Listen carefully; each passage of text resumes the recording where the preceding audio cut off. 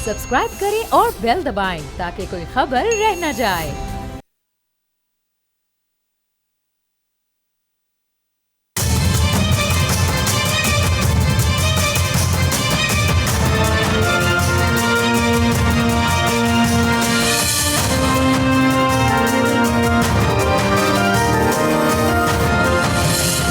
अस्सलाम वालेकुम, आप देख रहे हैं बोल्ड रिपोर्ट्स और मैं हूं बतूल राजपूत।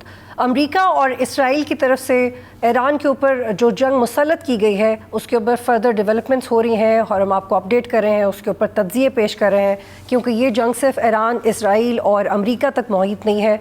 जो फैक्टर्स इसमें इन्वॉल्व हो चुके हैं, एक बहुत बड़ा ख़तरा मौजूद है कि अगर कोई भी सुपर पावर इसमें जंप इन करेगी, it can be a threat not for the reason but for the world as well. और इसी के ऊपर तफसील से बात करने के लिए मुझे ज्वाइन कर रहे हैं मुनीर अकरम साहब, farmer permanent representative of Pakistan to UN. बहुत शुक्रिया मुनीर साहब, आप ज्वाइन कर रहे हैं। ईरान, इसराइल और अमेरिका की जंग के दौरान फील्ड मार्शल आसिम मुनीर साहब ने सऊदी अरब का एक अहम दौरा किया है। इनकी सऊदी वज़ीर दिफ़ा प्रिंस खालिद बिन सलमान से मुलाकात भी हुई है।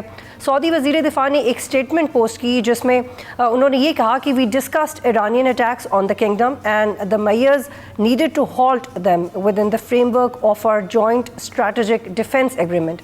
इसके बाद ईरानी सदर का एक बयान आया, दैट्स वेरी इंपॉर्टेंट। उन्होंने कहा कि गुज़श्ता दिनों पड़ोसी ममालिक पर होने वाले हमलों पर माज़रत ख़्वाह हूँ। अब हमारी अबूरी काउंसिल ने पड़ोसी ममालिक पर हमला ना करने की मंजूरी दी है, लिहाजा हमला नहीं होगा अनटिल एंड अनलेस वहाँ से कोई हमला ना हो। How significant is the Iranian presidents subsequent statement expressing regret over recent attacks, और क्या पाकिस्तान की कोशिशों से खलीजी ममालिक के साथ सूरत हाल डीएस्केलेट होगी? जी, हमारी तो कोशिश यही होनी चाहिए कि ईरान और जो खलीजी दोस्त हैं और मुसलमान मुल्क हैं, उनके साथ जो कुछ ये जंग में हुआ है इसको रोका जाए। हमने पहले से, मेरे ख्याल में पाकिस्तान ने कहा था कि जी जो ईरान के ऊपर जो हमला हुआ है इजराइल और यूएस का, उसको हम कंडेम करते हैं। एट द सेम टाइम हमने ये कहा था कि जी ईरान के जो हमले हैं जो अरब ममालिक हैं खलीज के, उन पर वो भी हम उसको भी नहीं सपोर्ट कर सकते हैं। तो मेरे ख्याल में हमारी डिप्लोमेसी जारी रही है इनके दरमियान, और ये जो स्टेटमेंट्स आई हैं ये पॉजिटिव हैं। अब इसमें देखना हमने कि किस तरह से ये इम्प्लीमेंट होती हैं, क्योंकि ईरान में अब जो कमांड एंड कंट्रोल है वो बड़ा डिसेंट्रलाइज्ड है। तो ये हमें देखना होगा कि ये जो प्रेसिडेंट ऑफ ईरान ने कहा है ये किस तरह से इम्प्लीमेंट होता है सब इदारों के तहत। तो ये अच्छी डेवलपमेंट होगी अगर ये समझौता हो जाता है। ठीक, मुनीर साहब, सऊदी अरब से हमारे बहुत अच्छे ताल्लुकात हैं, दोनों ममालिक के दरमियान एक दिफाई माहिदा भी मौजूद है और ईरान के साथ भी हम बॉर्डर शेयर करते हैं, दोस्ताना ताल्लुकात हैं। इस सारी सूरत हाल में बैलेंस करना मुश्किल है क्या, और पाकिस्तान सिफारती महाज पे किस हद तक कामयाब हुआ है? क्योंकि अभी तक तो बहुत ट्रिकी हालात में सब पाकिस्तान ने जो पोजीशन ली है, जिस तरह से हम लेके चल रहे हैं अपने आप को, उसकी तारीफ़ की है। जी देखिए, हमारे लिए सब में बेहतर है कि हम एक पोजीशन लें on the basis of the UN charter और इंटरनेशनल लॉ। उसके तहत हमने जो अमेरिकन और इजरायली हमला हुआ है ईरान के ऊपर, उसकी मुखालफत की हमने, और बहुत सही की है, क्योंकि ये इंटरनेशनल लॉ के ख़िलाफ़ है। यूनिलैटरल यूज़ ऑफ फोर्स हुआ है और ये बिल्कुल इंटरनेशनल लॉ के ख़िलाफ़ है। तो इसकी हमने अपोजिशन में हम आए, वो बिल्कुल सही है। दूसरी तरफ से जो ईरान और खलीज के ममालिक में जो एक्सचेंजेस हुई हैं फायर की, that is also regrettable for us, क्योंकि हम तो चाहते हैं कि मुसलमान मुल्कों के दरमियान जंग नहीं हो। अब ये सही है कि खलीज में कुछ अमेरिकन अड्डे हैं जिसके ऊपर उन्होंने हमला किया है, पर हमने ये अब इसको अगर हम रोक सकते हैं और कुछ समझौता आपस में हो सकता है ईरान और खलीज के ममालिक के दरमियान, ये सब में बेहतर होगा। और ये भी हमने ہماری ڈپلومیسی کے تحت اگر یہ رکوا سکتے ہیں تو یہ بہت اہم ہوگا پاکستان کے لیے، اور پاکستان کی ڈپلومیسی اسی طرف چلنا چاہیے۔ اب یہ جنگ جب تک کہ جاری ہے تو بالکل حالات تو بہت بگڑے ہوئے ہیں۔ جب یہ جنگ رک جائے گی اس کے بعد میں بھی ہم نے سوچنا ہوگا کہ اگلے زمانے میں ہم پھر کس طرح سے ریجنل سیکیورٹی ہم بنا سکتے ہیں، ایران اور جو پورے خطے کے جو ممالک ہیں ان کے درمیان کس طرح سے ایک سیکیورٹی آرکیٹیکچر ہم بنا سکتے ہیں۔ اس میں جو ہمارا معاہدہ جو سعودی عرب کے ساتھ ہے وہ ایک اچھی فاؤنڈیشن ہے، ایک اچھا ایلیمنٹ ہے جس کے تحت ہم بڑھا سکتے ہیں اور ریجنل سیکیورٹی کو آگے بڑھا سکتے ہیں۔ پر اس وقت میرے خیال میں یہ جو بڑی ڈپلومیسی ہے وہ ناممکن ہے جب تک یہ جنگ رک نہ جائے۔ ٹھیک منیر صاحب، ایک اور سوال لے لیجئے۔ آئی ایس پی آر نے ایک پریس ریلیز بھی جاری کی گئی اور یہ کہا کہ both sides expressed hope and desire that brotherly country Iran would manifest prudence to avoid any miscalculation and strengthen the hands of friendly countries seeking peaceful settlement of the crisis۔ اس statement سے بھی یہ لگ رہا ہے کہ پاکستان کافی balance approach کے ساتھ آگے بڑھا ہے، اور کل ایرانی صدر نے بھی کہا کہ کچھ دوست ممالک نے ثالثی کی کوششوں کا آغاز کیا۔ آج کی پریس ریلیز سے بھی یہ لگ رہا ہے کہ پاکستان بھی سرگرم ہے، کیونکہ جنگ کے اثرات اب پاکستان پہ بھی آنا شروع ہو گئے ہیں۔ آپ کے پاس کیا اطلاعات ہیں کہ کیا کوئی بیک ڈور چینل مذاکرات ہو رہے ہیں اور یہ کس حد تک کامیاب ہو سکتے ہیں؟ جی دیکھیے، مجھے کچھ امیڈیٹ علم تو نہیں ہے کہ جو ہماری ڈپلومیسی کس طرح سے چل رہی ہے، پر مجھے یہ میں جانتا ہوں کہ پچھلے چند مہینوں سے ہم ایران اور جو عرب ممالک ہیں ان کے درمیان ہم کوششیں ہماری جاری رہی ہیں کہ آپس میں ان کا سمجھوتا ہو جائے اور وہ کوئی مس انڈرسٹینڈنگ نہیں ہو۔ پر اب یہ حملہ ہو گیا، امریکہ اور اسرائیل کا حملہ ہو گیا، اور پھر ایرانیوں نے ریٹیلیٹ کیا، اور وہ جو امریکن اڈے ہیں ان کے اوپر انہوں نے مارا، پر سویلین ٹارگٹس بھی مارے گئے۔ تو اس لیے ہم نے اس کی بھی اپوزیشن کی ہے۔ تو میرے خیال میں ہم نے کوششیں تو ہماری بہت عرصے سے جاری ہیں اور جاری رہیں گی، اور انشاءاللہ ہماری کوششوں کی وجہ سے کچھ سمجھوتا ہو جائے ایران اور خلیج کے عرب ممالک جو ہیں ان کے درمیان، وہ سب کے لیے بہتر ہوگا۔ ٹھیک منیر صاحب، صدر ٹرمپ چاہتے ہیں کہ ایران انکنڈیشنلی سرنڈر کرے، پھر نئے ہیڈ آف اسٹیٹ کے لیے بھی ان سے مشورہ لیا جائے، ایسا کیسے ہوگا؟ جیسے وینزویلا میں ہوا، I was speaking to few concern people, انہوں نے کہا کہ یہ ایران کے لیے بھی لٹمس ٹیسٹ ہے کہ وہ کیسے بیہیو کریں گے، لیکن لگتا یہ ہے کہ وہ اپنی آئیڈیالوجی سے پیچھے نہیں ہٹیں گے۔ وہ یہ بھی کہہ چکے ہیں کہ اب ہم مذاکرات بھی نہیں کریں گے۔ تو کیا یہ جنگ لمبی چلے گی؟ کیونکہ ایران تو یہی کہہ رہا ہے کہ وہ لمبی جنگ کے لیے تیار ہے، اور پھر ایک معاشی جنگ بھی ساتھ شروع ہوگی، کیونکہ بظاہر کوئی بھی پیچھے ہٹنے کو تیار نہیں ہے۔ جی بالکل صحیح ہے۔ میرے خیال میں جو ٹرمپ صاحب نے کہا ہے وہ ناممکن ہے۔ ایران وینزویلا نہیں ہے، ایران بہت ایک بڑا اور تگڑا ملک ہے اور بہت نیشنلسٹ ہے، سویلائزیشن 5000 سال کی سویلائزیشن ہے۔ یہ اتنی جلدی سے ہتھیار نہیں ڈالیں گے۔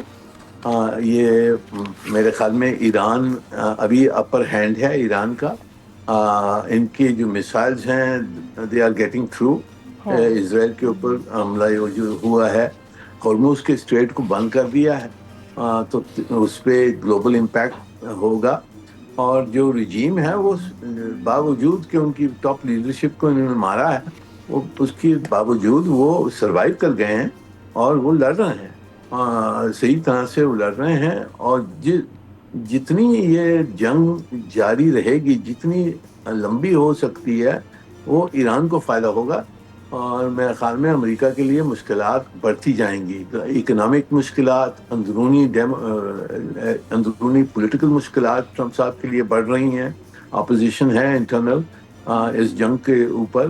لوگ کہہ رہے ہیں کہ یہ امریکہ نے اسرائیل کے لیے جنگ کی ہے، تو یہ مشکلات ان کے لیے بڑھ جائیں گی جتنی یہ جنگ کھینچتے ہیں۔ تو ایرانی کوشش تو یہی ہوگی میرے خیال میں کہ اس جنگ کو لمبا کریں جب تک کہ امریکن ایگزوشن ہو اور پولیٹیکل ایگزوشن بھی ہو، اکنامک امپیکٹ ہو، اس کی وجہ سے پھر امریکہ روک جائے۔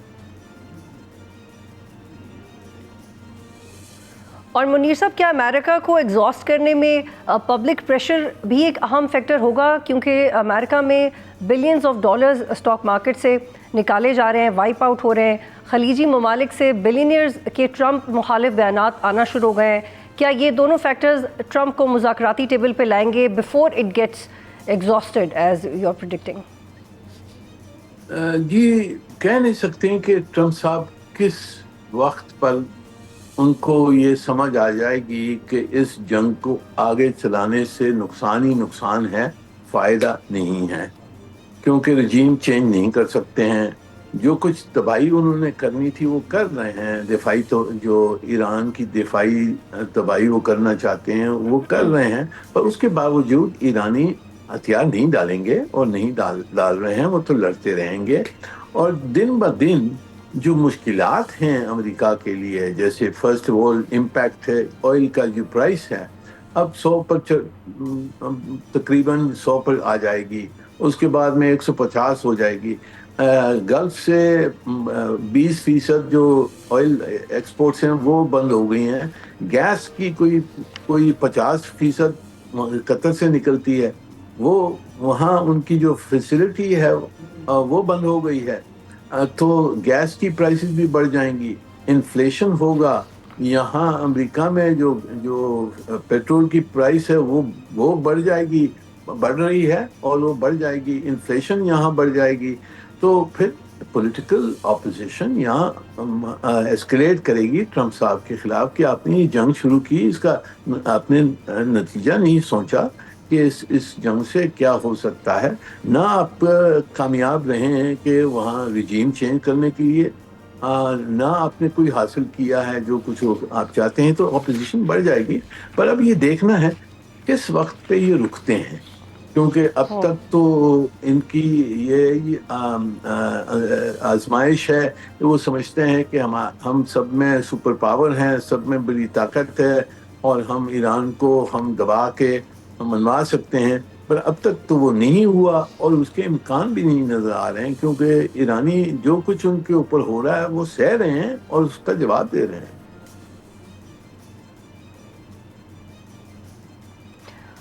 اور منیر صاحب، جو سلامتی کونسل اور اقوام متحدہ جیسے ادارے ہیں، پہلے بھی جو ہسٹری میں ہوا ان کی اہمیت سمبولک ہی رہ گئی ہے، لیکن بورڈ آف پیس بننے کے بعد ایسا لگ رہا تھا کہ ایک نئی شروعات ہے اور یہ پہلی باڈیز کو چیلنج بھی نہیں کرے گی، لیکن پھر یہ بھی اوپینین سامنے آئی کہ جو بورڈ آف پیس بھی ہے وہ پروبیبلی ٹرمپ کے فائنینشیل اور پولیٹیکل انٹرسٹ کو سرو کرنے کے لیے ہو رہا ہے، اور فار ایگزامپل وہ بھی اگر نہیں ہوتا تو who is going to stop Trump? What is going to stop Trump? جی دیکھیں، سلامتی کونسل میں تو ان کا ویٹو ہے، تو سلامتی کونسل کو تو انہوں نے بند کر کے رکھ دیا ہے، کیونکہ سلامتی کونسل میں غازہ پہ بھی 6 ویٹو ڈالے ہیں، اس جنگ میں بھی اگر قرارداد پیش ہوتی ہے اس کو ویٹو کریں گے، تو سلامتی کونسل سے کوئی یعنی ہم نے کوئی خواہش نہیں رکھنی چاہیے کہ وہاں سے کچھ نکلے گا۔ یہ بورڈ آف پیس جو ہے، یہ بورڈ آف پیس تو غازہ کی کانفلکٹ کے بارے میں سلامتی کونسل نے اپروو کیا تھا، پر اس بورڈ کو ہم نے کوئی اور مسئلوں پر جانے سے روکنا ہے، کیونکہ یہ بورڈ آف پیس تو ایک طرفہ بورڈ ہے جس میں سب امریکن بیٹھے ہوئے ہیں، ٹرمپ صاحب کے جو خاص لوگ ہیں وہ اس میں بیٹھے ہوئے ہیں، وہاں سے آبجیکٹیوٹی کہاں آ سکتی ہے، وہاں سے فیئرنیس کہاں آ سکتی ہے؟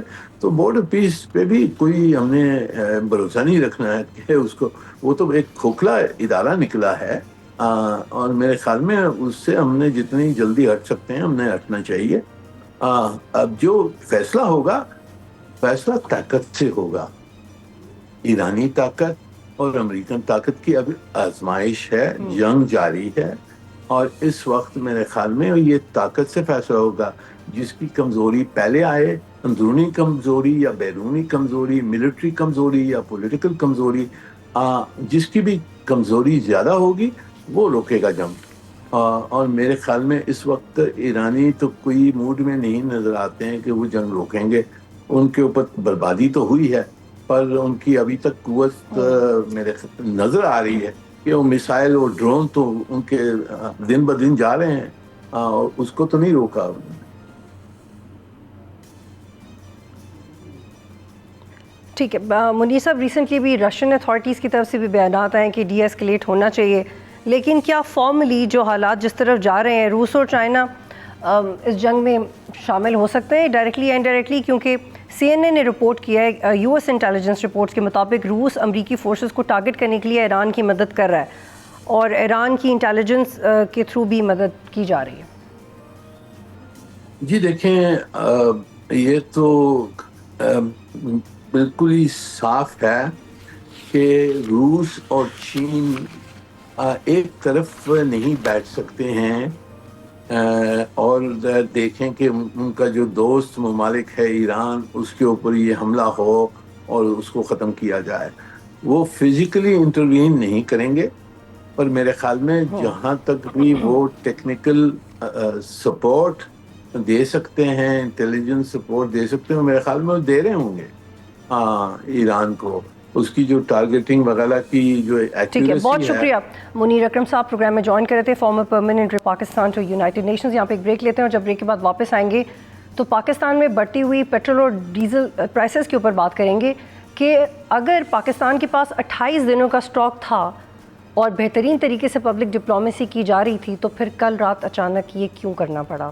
ایک بریک پھر واپس آتے ہیں۔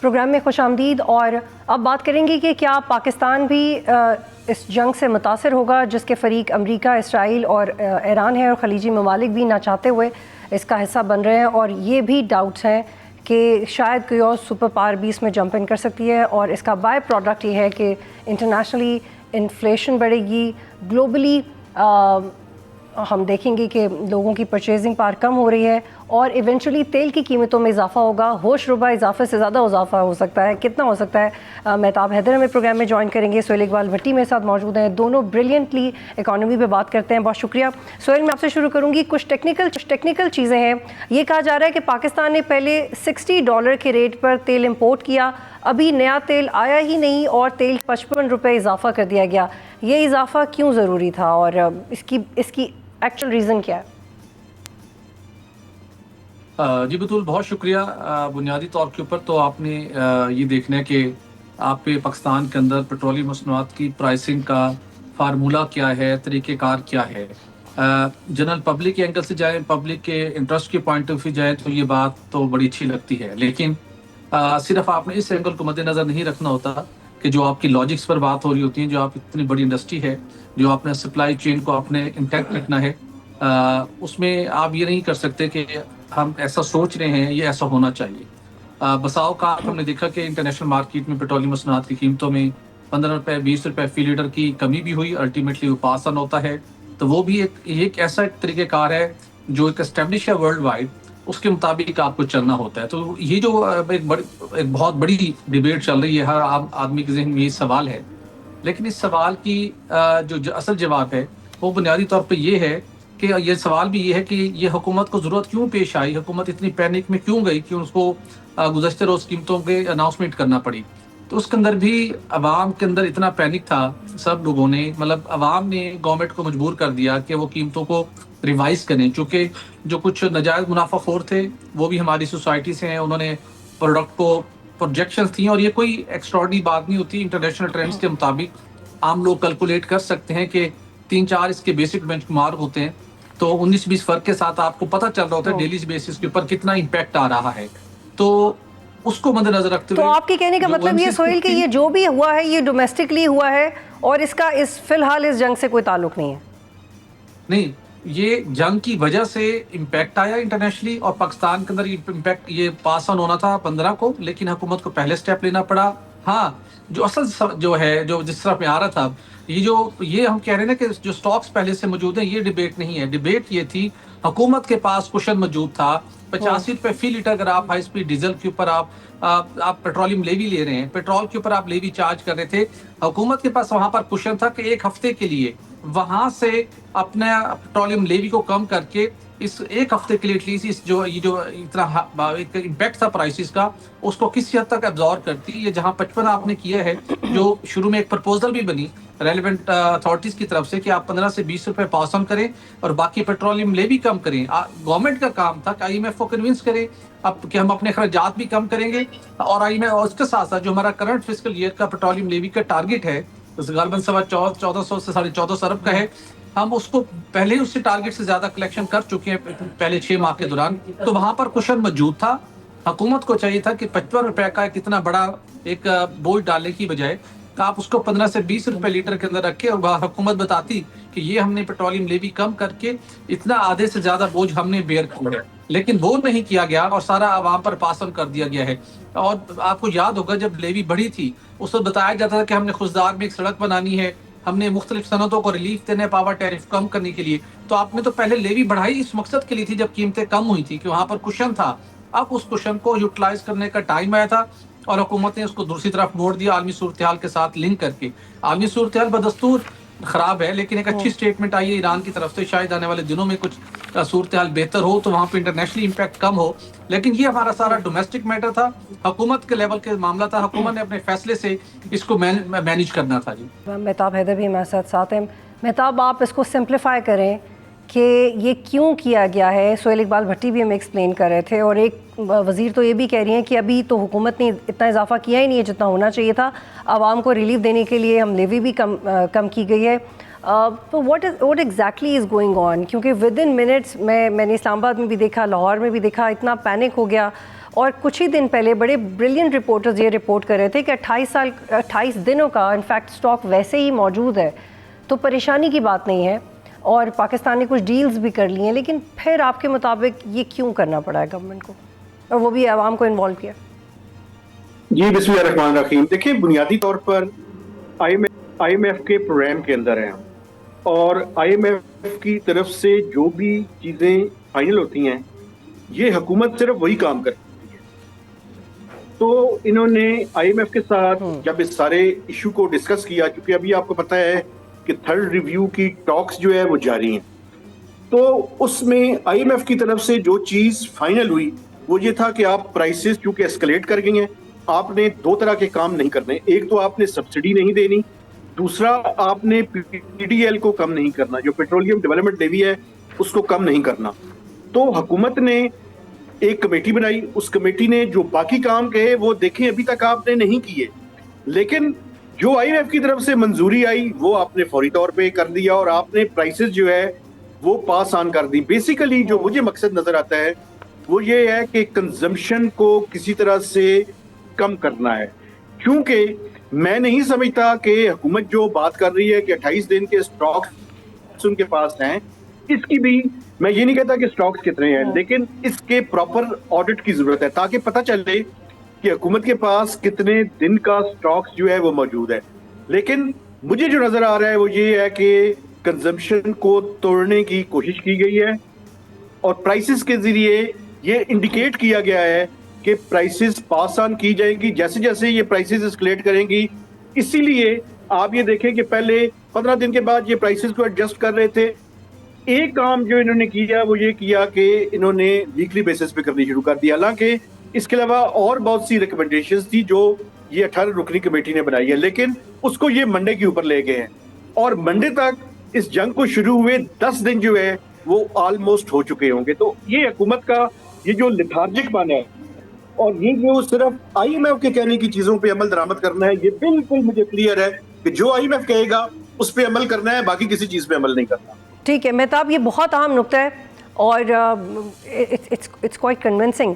سہیل صاحب, کیا واقعی صرف کنزمپشن کی مد میں کہ کنزمپشن بڑھ جائے اور انفیکٹ کم ہو جائے, کنزمپشن کم ہو جائے, اس لیے یہ قدم لیا گیا ہے جیسے مہتاب صاحب کہہ رہے ہیں؟ اور یہ بھی کہا جا رہا ہے کہ یہ پرائس ہائیک عارضی ہے, آئل روٹس جیسے ہی بحال ہوں گے تو یہ قیمتیں نیچے آ جائیں گی. जी बिल्कुल, ये इम्पोर्टेंट एक पॉइंट ज़रूर है। डेफिनेटली ये कि हम वजह है हुकूमत की इसके फैसले की कि कंजम्पशन को हुकूमत कंट्रोल करना चाहती है। सवाल ये है कि हुकूमत कंजम्पशन क्यों कंट्रोल करना चाहती है? इसलिए कि आलमी मार्केट में अब जो खाम तेल की कीमत बढ़ गई है, अल्टीमेटली आपने अगर अपने आपके मुल्क के अंदर इसी तरीके से गाड़ियों में उसी मिकदार से पेट्रोल यूज़ होता रहा, जिस तरह पिछले महीनों में हुआ है, तो अल्टीमेटली आपका एनर्जी का इम्पोर्ट बिल बढ़ेगा। जब इम्पोर्ट बिल बढ़ेगा तो आपके ज़र मुबादला के ज़खायर पर दबाव बढ़ेगा, डॉलर पर प्रेशर बढ़ेगा। उस वक्त जब आपके रेमिटेंसेस आने वाले दिनों में गिरने का खदशा है, उस वक्त जब आपकी एक्सपोर्ट आने वाले दिनों में मुतासिर होती हुई दिखाई दे रही हैं और इम्पोर्ट आपकी बढ़ती हुई दिखाई दे रही हैं, अगर आपका वॉल्यूम वही रहता है और उस वॉल्यूम की कीमत बहुत बढ़ गई है, 20-30% उस वॉल्यूम की कीमत बढ़ जाती है, तो अल्टीमेटली आपके ज़र मुबादला के ज़खायर पर दबाव बढ़ेगा और एक और बड़ी परेशानी होगी और फिर उसको संभालना ज़्यादा मुश्किल होगा। तो यही वजह है कि हुकूमत की एक कोशिश है कि कंजम्पशन को, जिस तरह की और मुख्तलिफ कमेटीज़ ने ऑप्शंस दिए हैं, शायद आने वाले दिनों में हमें उसके ऊपर भी अमल दरामद होता हुआ दिखाई दे, कि कंजम्पशन को कंट्रोल करें। बिल्कुल होना चाहिए, उसके पास आपके पास और बहुत से मेजर्स हैं, लेकिन अब सोहेल साहब प्लीज ये भी वाज़ेह कीजिएगा, आपकी ओपिनियन क्या है इसके बारे में? जी, एक ज़मनी सवाल इसका मैं ये पूछना चाह रही हूँ कि मोस्टली तो हम लोग जो हमारी डील्स हैं मिडल ईस्ट से हैं और जो स्ट्रेट ऑफ हॉर्मज़ है उसमें भी पाकिस्तान के स्टेक्स हैं वो बंद होती है, तो जो सऊदी अरेबिया में अटैक हुआ है जिन पेट्रोलियम फैक्ट्रीज़ पे या जिस सिस्टम पे, वो भी इफ़ेक्ट आएगा।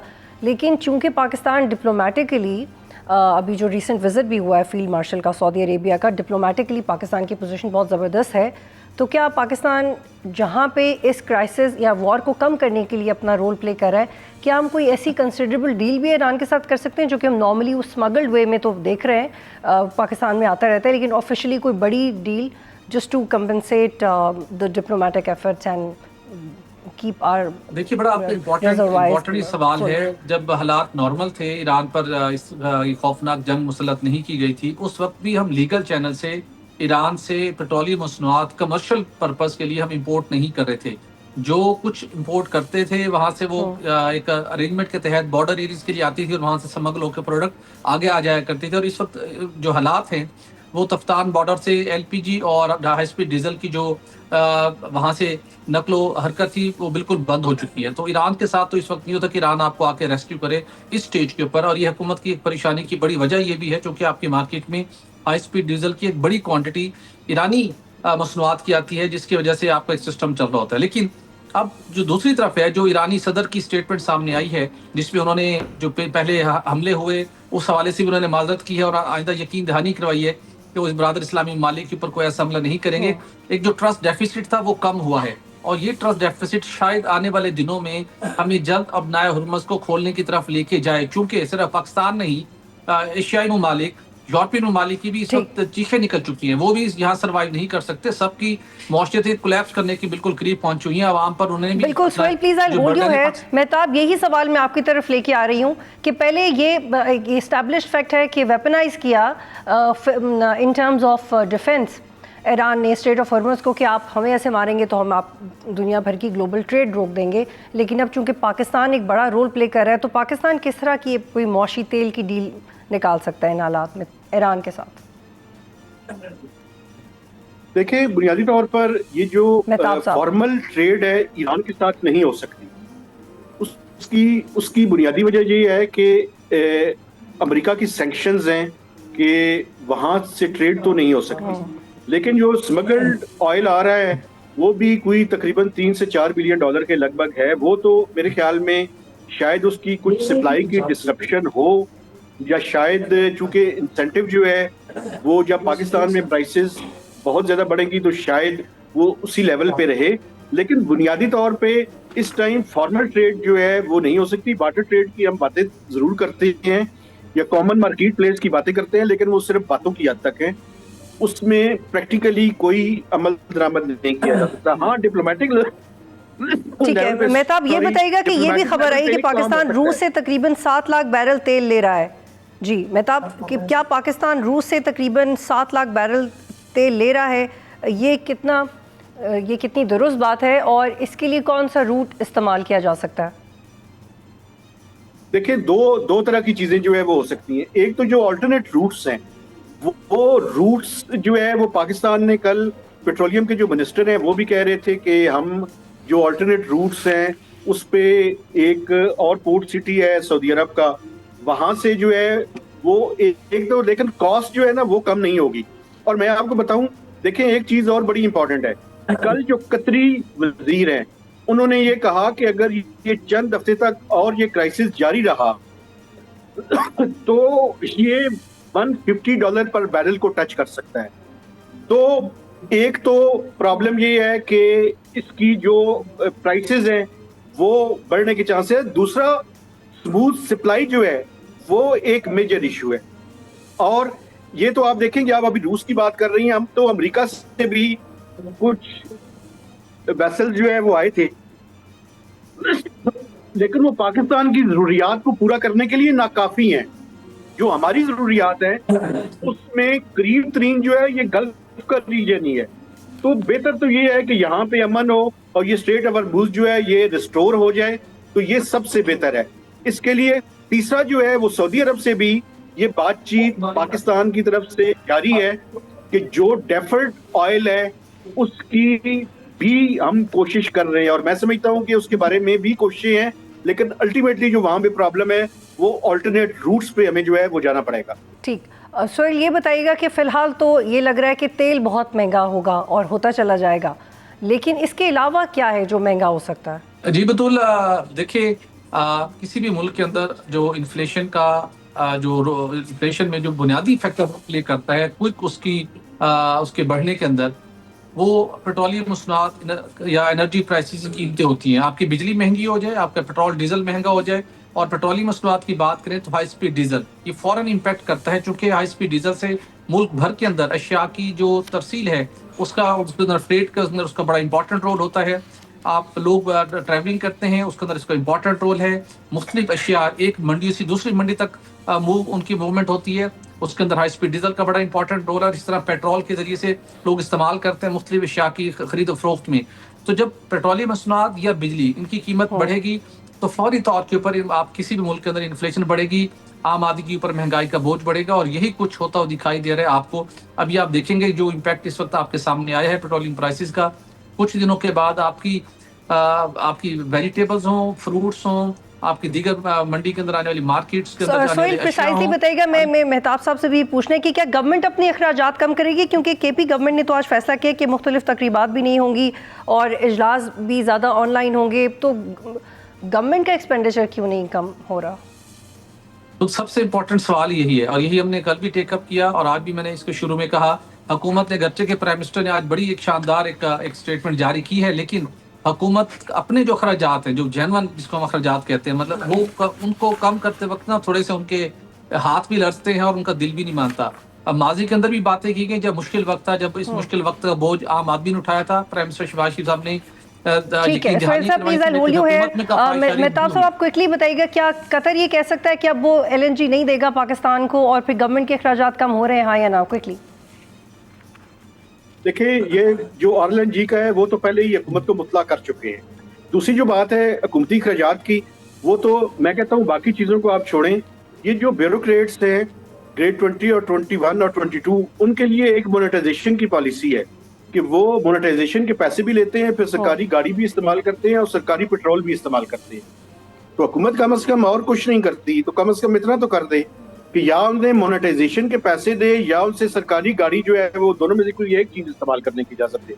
अभी तो वो दोनों इस्तेमाल कर रहे हैं और लल्ले तलल्ले जो हैं। बहुत शुक्रिया आप दोनों का प्रोग्राम में ज्वाइन करने को। चाहिए कि पहले अपने वजीरों को, उनके असिस्टेंट्स को जो तेल फ्री मुहैया किया जाता है उसमें कटौती करें, बताएं कि अब हम ये इस्तेमाल नहीं कर रहे, उसके बाद आवाम से मदद मांगें।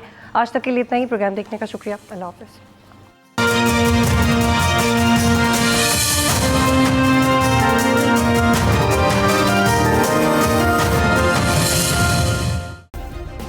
सब्सक्राइब करें और बेल दबाएं ताकि कोई खबर रह न जाए।